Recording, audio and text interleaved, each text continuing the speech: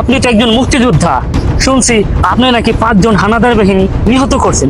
সেই দিন কি আপনি কোটার জন্য যুদ্ধ করেছিলেন? কোটার জন্য জীবন বাজি রেখেছিলেন? না, কখনোই না। আমি যুদ্ধ করেছি আমার দেশের জন্য, আমার দেশের মাটির জন্য, আমার সোনার বাংলার জন্য। আমি যুদ্ধ করেছি দেশের স্বাধীনতার জন্য। তাহলে ভাই, স্বাধীনতা আজ কোথায়? কেন আজ আমাদের নবীন ছাত্ররা শহীদ হবে? কেন তাদের মুখ থেকে বের হবে আমি রাজাকার, আমি রাজাকার? কেন? দেখো, আমি চাই মেধাই হোক পরিচয় কোটায় নয়। স্বাধীনতার সময় আমরা চেয়েছিলাম। শফিক, পোলাটার জন্য খুব চিন্তা হইতেছে। কখন কি হয়ে যায় পাওয়া যায় না। কেন, কি হয়েছে আবু সাইদের? আর বলিস না, পোলাটা যেমন মেধাবী তেমন চঞ্চল। হ্যাঁ, অন্যায় দেখলে অন্যায় প্রতিবাদ করে। আর এর জন্য পোলাটা যেন খুব টেনশন হইতেছে, কখন যে কি হয়ে যায় পাওয়া যায় না। ভাই, আপনার তো গর্ব করা উচিত, এরকম ছেলে বাবা হয়েছেন। অবশ্য আমার ছেলের জন্য টেনশন হয়।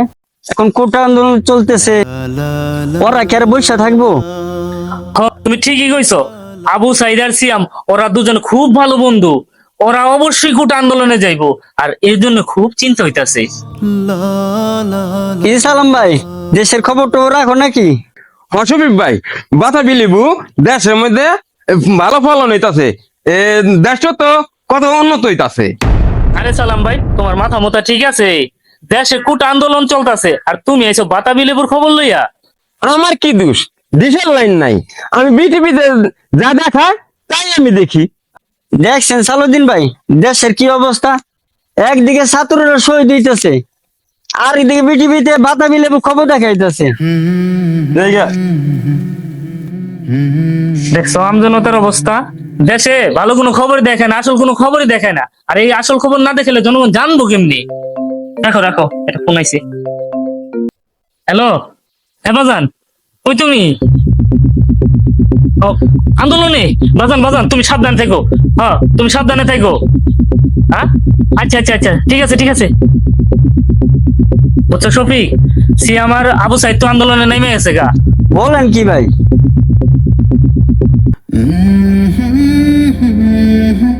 আসসালামু আলাইকুম। কেমন আছো তোমরা? আলহামদুলিল্লাহ হাফিজ ভাই, ভালো আছি, আল্লাহ পাক ভালোই রাখছে।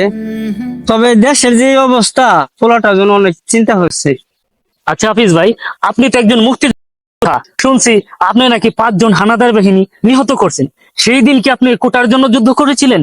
কোটার জন্য জীবন বাজি রেখেছিলেন? না, কখনোই না। আমি যুদ্ধ করেছি আমার দেশের জন্য, আমার দেশের মাটির জন্য, আমার সোনার বাংলার জন্য। আমি যুদ্ধ করেছি দেশের স্বাধীনতার জন্য। তাহলে ভাই, স্বাধীনতা আজ কোথায়? কেন আজ আমাদের নবীন ছাত্ররা শহীদ হবে? কেন তাদের মুখ থেকে বের হবে আমি রাজাকার, আমি রাজাকার? কেন? দেখো, আমি চাই মেধাই হোক পরিচয় কোটায় নয়। স্বাধীনতার সময় আমরা চেয়েছিলাম, আমাকে একটা দেশ দাও, আমাকে একটা পতাকা দাও, আমি জাতি হিসেবে বাঙালি, আমার আত্মপরিচয় দাও। সেই দিন আমরা কোটা চাইনি, কোটা চাইনি, চাইনি কোনো বৈষম্য।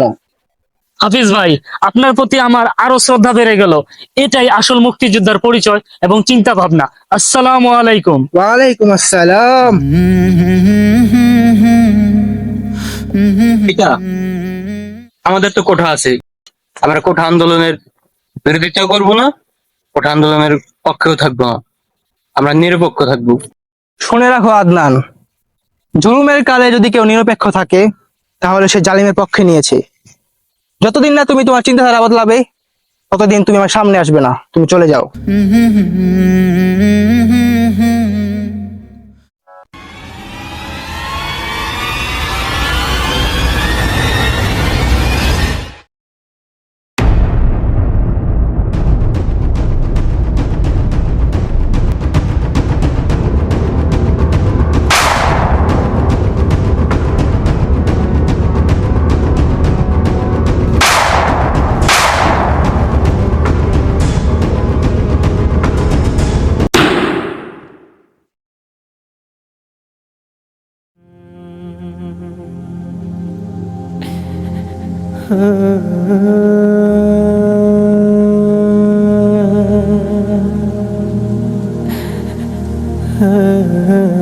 লড়ো, না লড়তে পারলে বলো, আর যদি বলতে না পারো তাহলে লিখো, আর যদি লিখতে না পারো তাহলে সঙ্গ দাও।